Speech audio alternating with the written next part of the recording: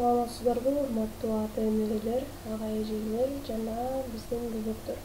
Бүгүн биз силер менен 1-класстын 4-чейрегиндеги 16 сабакты өтөбүз.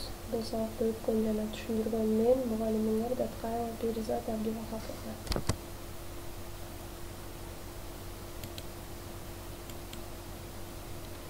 Балдар, биздин бүгүнкү темабыз Жеңиш майрамы, праздник Победы.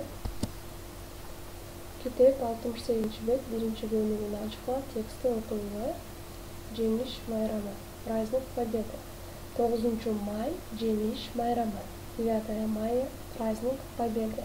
Биз ардагерлерди куттуктайбыз. Мы поздравляем ветеранов. Аларга гүлдесте беребиз. Им даем букет. Биз аларга тынчтык үчүн рахмат айтабыз. Мы им говорим спасибо за мир. Жаңы сөздөрдү мен артынан кайталап, повторите новые слова за мной. Жеңиш майрамы, Жеңиш майрамы, праздник Победы. Ардагерлер, ветераны.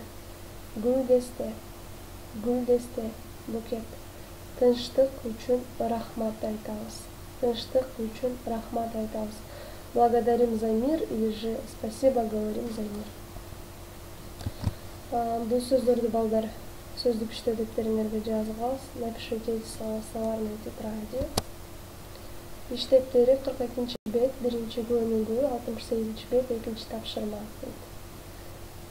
Иштептери, откройте иштептери, 42 бет, 1-бөлүгү. Там написано о том, что нужно открыть учебник, 68 бет, 2 тапшырма. Что же написано во втором задании? Там написано сүйлөмдөрдү толуктап дептерге жазгыла. Дополните. Предложение напишите в тетрадь. Вы пишете в иштептери. Иштептерине мону жазгыла. Напишите это в иштептери. 9 мая, Жеңиш майрамы. Кыргызча. Биз ардагерлерге букет беребиз. Аларга спасибо за мир айтабыз. То, что я сказала на русском, необходимо написать на кыргызском. Иштептери 42 бет, 2-бөлүгү көчүрүп жазгыла. Сделайте. Перевод не делать не надо, просто нужно переписать. Эч качан согуш болбосун. Пусть никогда не будет войны. Жашасын тынчтык. Да здравствует мир. Перепишите это. Үй иши жаңы сөздөрдү жаттап выучить новые слова.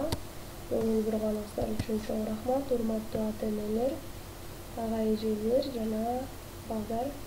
Сак саламатта көрүшкөнчө аман болуңуздар.